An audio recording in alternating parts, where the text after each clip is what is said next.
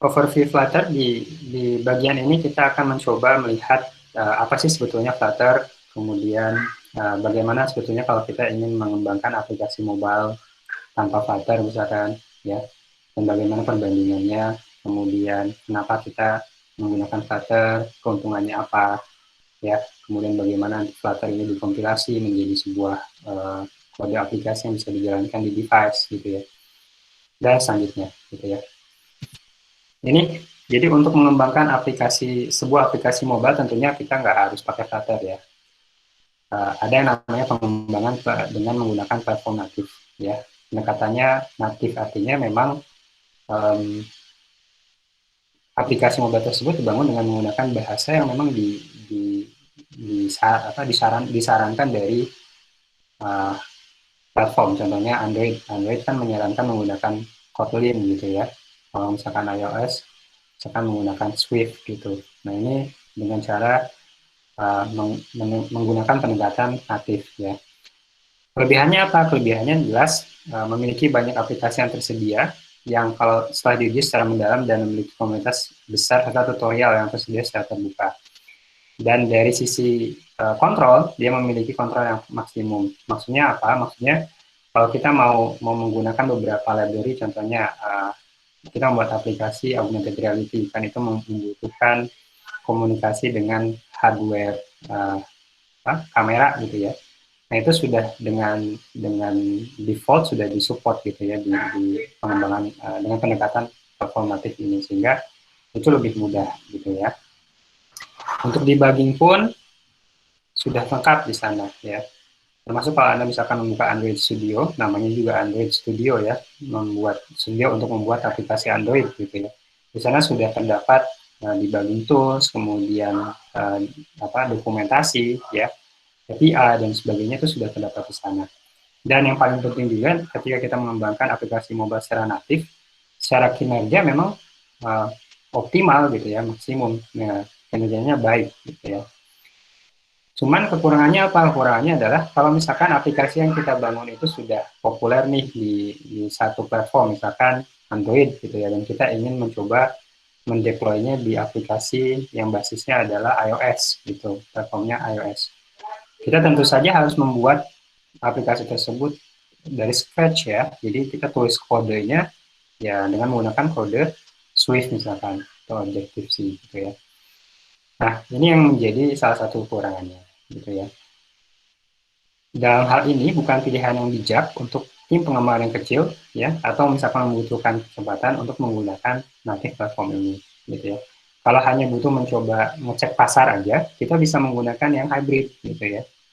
Nah, ini salah satu alternatifnya dengan menggunakan uh, membuat aplikasi mobile alternatif, pengembangan aplikasi mobile natif itu adalah munculnya sistem WebView ini. Jadi contohnya adalah ada yang namanya Cordova, Ionic, ya, PhoneGap, nah WebView.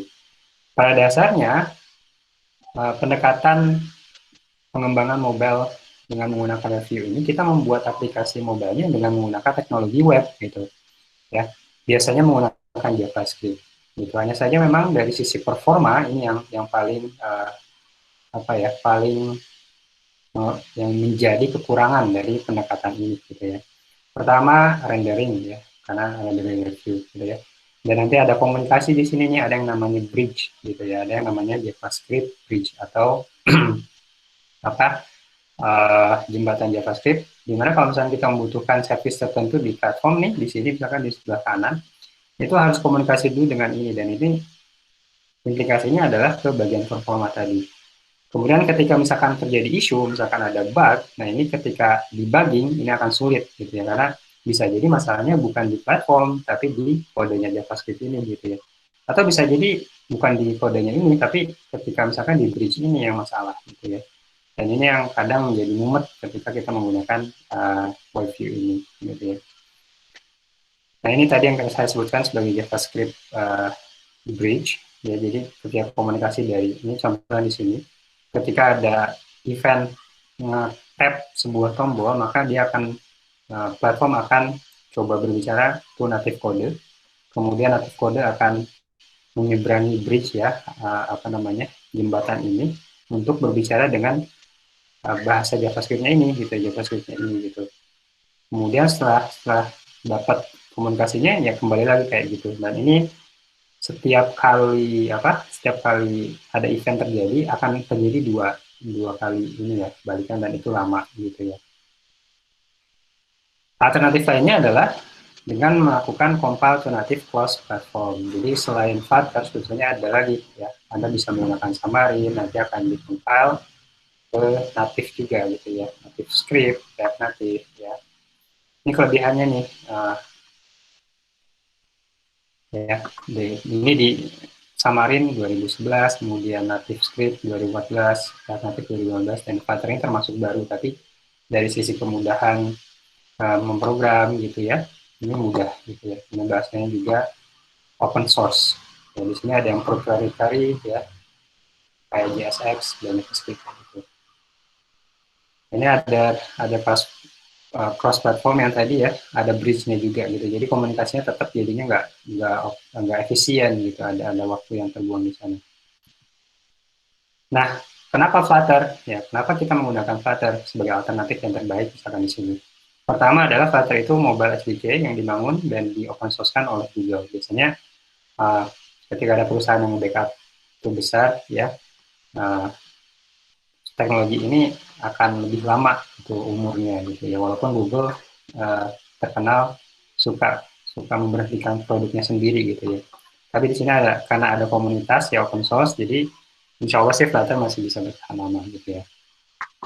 Kemudian Flutter juga memudahkan kita dalam membangun aplikasi seluler yang indah ya, dan memungkinkan untuk menulis sekali dan menyebarkannya di mana-mana. Write once, deploy anywhere. Dan ini juga um, berbanding lurus dengan apa ya prinsip dari PBO, pemrograman berorientasi objek. Jadi write once, reuse anywhere kan, reuse again atau reuse anywhere gitu ya, atau kita sebut sebagai WORA. Nah di sini Flutter karena menggunakan Dart sebagai bahasa pemrograman OOP-nya, kita bisa menulis satu kali dan kita bisa deploy di platform apa saja. Contohnya tadi, kalau kita nulis untuk uh, hanya platform Android saja ya oke gitu. Tapi kita juga misalkan ternyata kita membutuhkan di deploy ke iOS juga gampang gitu ya. Walaupun nanti pada akhirnya akan ada sedikit konfigurasi ya tetap gitu, tapi nggak sesulit kalau kita nulis dua kali gitu ya. Maaf. Kemudian dapat digunakan untuk membangun aplikasi yang tadi, aplikasi Android, iOS, Chrome OS, web dan desktop. Kemudian lengkap untuk membuat aplikasi, termasuk dokumentasinya juga sudah lengkap. Dukungan komunitas juga bagus ya. Kemudian ditulis dalam bahasa pengalaman Dart, dan ini juga lebih mudah dari sisi kita mempelajarinya. Ya. Apa yang disediakan oleh Flutter tadi, mesin rendering, komponen UI, rangka pengujian, ya perkakas, router, dan sebagainya, sehingga kita bisa lebih fokus dalam sisi fungsionalitas atau sisi bisnisnya gitu. Contohnya kalau Anda misalkan punya aplikasi untuk membangun, untuk menjadi solusi hal tertentu, maka Anda bisa fokus di sana daripada memikirkan ini teknologinya seperti apa. Gitu ya. Ini mengapa menggunakan Flutter? Pertama, tadi kan dikatakan bahwa Flutter dia menggunakan bahasa pemrograman Dart. Ya. Kenapa menggunakan Dart? Dart ini mendukung kompilasi just in time dan kompilasi advance. Apa itu maksudnya? Jadi kalau nanti Anda lihat ya, di dalam proses pengembangan aplikasi mobile, itu kan supaya kita bisa cepat mendeploynya ke platform tertentu, itu uh, pengalaman untuk membangun aplikasi itu lebih baik ya, lebih cepat, lebih baik gitu ya. Nah di dalam aplikasi contohnya kalau Anda menggunakan Android native, nah itu ini sedikit isu yang juga menjadi apa ya, membuat development itu lama. Contohnya kalau kita misalkan ingin mengubah teks ya, yang sebelumnya misalkan di sini ada yang namanya Flutter demo gitu di app barnya gitu, dan kita ingin mengubahnya misalkan menjadi Flutter demo app gitu ya. Nah, jika kita menggunakan native itu butuh kompilasi yang lama gitu. Tapi kalau di sini misalkan kita ubah sedikit gitu ya, dan kita save, itu nanti akan hot reload-nya akan dijalankan dan itu akan secara cepat itu diubah gitu ya. Di sini karena saya menggunakan komputer saya untuk beberapa proses tidak agak lama gitu ya. Tapi pada intinya dia menggunakan ahead of time dan just in time ini, sehingga pertama untuk AOT ini ketika kita mengkompilasi semua kode menjadi sebuah APK gitu ya, nge-build istilahnya, itu nggak banyak waktu yang terbuang gitu ya. Kemudian GIT juga, tadi contohnya kalau misalnya kita ingin mengubah sesuatu yang simple, kita nggak harus mengkompilasi keseluruhan, gitu. Kita cukup menggunakan hot reload ini. Ya.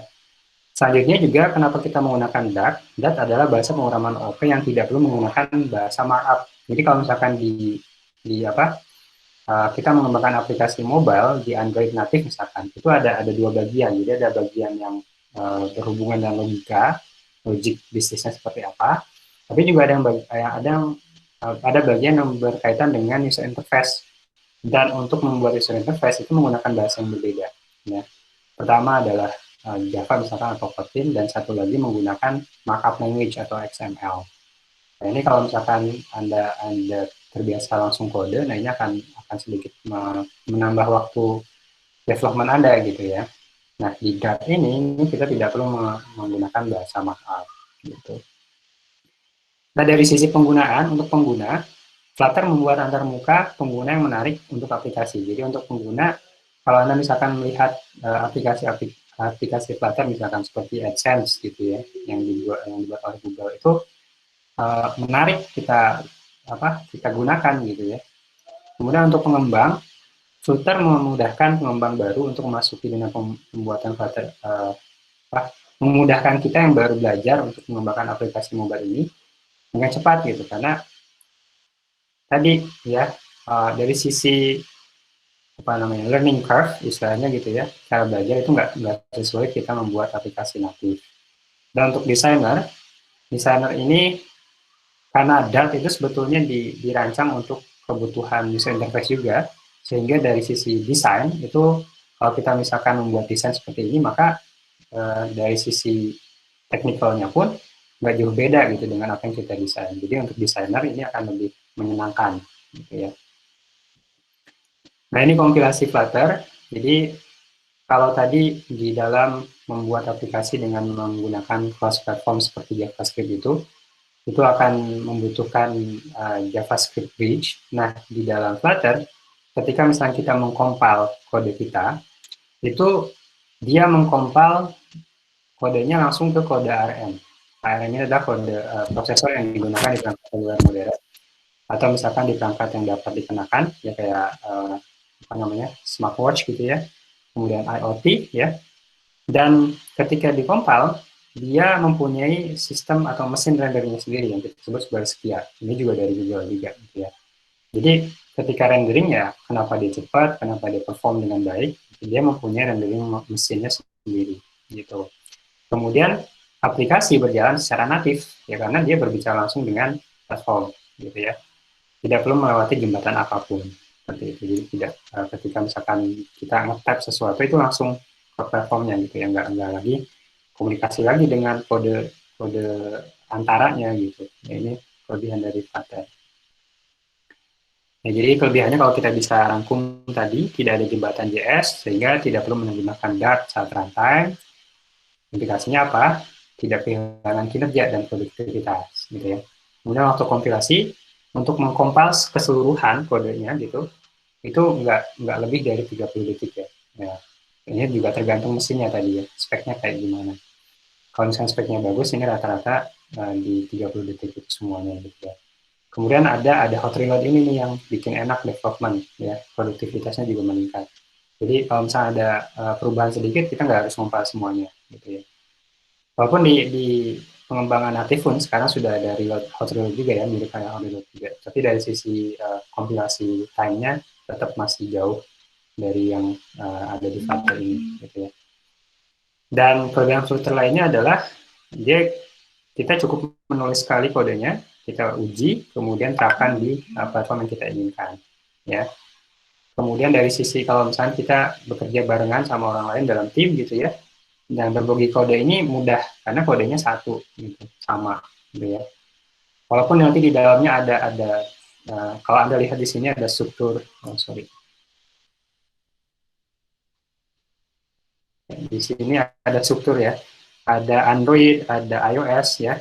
Nah, Android dan iOS ini di-generate ya, di-compile ketika nanti ini kita compile kode Dart-nya gitu ya.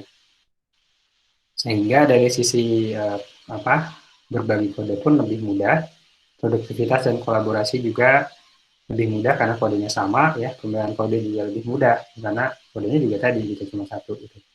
Dan dapat diterapkan ke aplikasi web dan desktop ya. Jadi nanti kalau misalnya Anda nanti belajar juga web development, Anda juga bisa langsung apa adaptasinya cepat gitu ya ketika Anda misalkan mau mengconvert ini aplikasi ini menjadi web app gitu ya, menjadi desktop app ini juga cepat. Gitu. Nah, selanjutnya bagaimana Flutter bekerja? Ini Flutter ini bersifat reaktif, deklaratif, dan dapat melakukan komposisi view. Nah, ini akan saya jelaskan sedikit tentang komposisi view ya. Jadi yang kedua nih, poin kedua, membangun UI seluruh dengan menyusun sekelompok komponen yang lebih kecil. Anda masih ingat di dalam pemrograman berorientasi objek, Anda akan harus membuat kelas ya. Dan jika misalkan Anda ingin membuat kelas baru, Anda harus melakukan inheritance kan. Nah, di dalam Flutter, ya di dalam Dart tentunya bahasa pemrogramannya, walaupun di dalam Dart juga ada inheritance, tapi cara pengembangan UI yang lebih baik itu dengan cara mengkomposisikan gitu ya. Jadi kita menambahkan widget-widget itu di dalam sebuah widget. Ya. Makanya di poin ketiga, semua bagian di Flutter itu adalah widget, gitu ya. Hampir semuanya, bukan semuanya, tapi hampir semuanya itu merupakan widget. Dan widget itu hanyalah kelas Dart. Ya, jadi kalau misalnya Anda sudah bisa membuat sebuah kelas di OOP, nah di Dart itu ya kayak gitu, yang membuat kelas saja. Anda tinggal mendeskripsikan tampilannya. Contohnya kalau misalkan tombol itu harus bundar gitu ya, Anda tulis, nanti Anda bisa mendefinisikannya di sana. Kemudian struktur dari UI ya ditentukan dengan widget, ya. Style ditentukan dengan widget. Kemudian juga animasi ditentukan dengan widget. Jadi semuanya memang basicnya adalah widget gitu ya. Kalau di Android itu ada yang namanya activity. Nah, activity ini di dalam Flutter namanya widget juga. Ya, ada yang namanya intent. Nah, ini juga disebut widget di dalam Flutter. Jadi nggak kebanyakan istilah ya kalau di dalam Flutter gitu ya. Dan widget ini hadir dalam dua bentuk utama, yaitu stateless dan stateful. Nanti akan kita lihat perbedaannya ya di pertemuan-pertemuan selanjutnya. Tapi pada intinya, stateless ini untuk widget-widget yang memang tidak membutuhkan perubahan data ya, dan statik istilahnya. Nah, ini kita bisa menggunakan stateless. Nah, untuk widget yang misalnya membutuhkan data, ya perubahan data, contohnya tadi ada aplikasi counter di sini nih. Nah, kita kan ketika klik itu ini akan nambah gitu ya. Ini kan ada perubahan data. Nah, kita menggunakan stateful. Jadi ada widget yang memang misalnya statik ya menggunakan stateless, dan ada yang misalkan dynamic menggunakan stateful seperti itu. Nah, Flutter ini menyediakan alat manajemen status ya, state management. Seperti halnya sebetulnya ada yang namanya siklus hidup di dalam activity di dalam Android gitu ya. Sama seperti itu. Widget hadir dalam dua bentuk ini yang tadi sudah lupa di skip ya. Nah, ini contohnya ya. Contohnya kalau misalkan di dalam kita membuat aplikasi Flutter seperti ini nih, simpel seperti ini, maka di dalam kodenya itu paling nggak ada widget column, ada image di sini, lihat di sini, kemudian ada text ya, di sini ada icon button seperti ini, icon button, dan ada text. Jadi kurang lebih seperti itu. Dan ini Anda tidak perlu memikirkan bentuk XML-nya, bentuk view-nya gitu. Kalau di Android ada namanya view.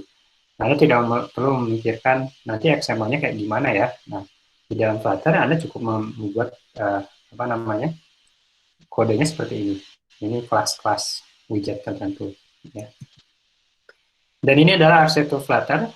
Jadi uh, ini bagaimana Flutter mengkomposisikan dirinya SDK-nya ya yang bisa dibaca oleh mesin platform. Ya, paling atas ini level high-nya, high levelnya, level paling general ya. Kita nulis kodenya di sini semua.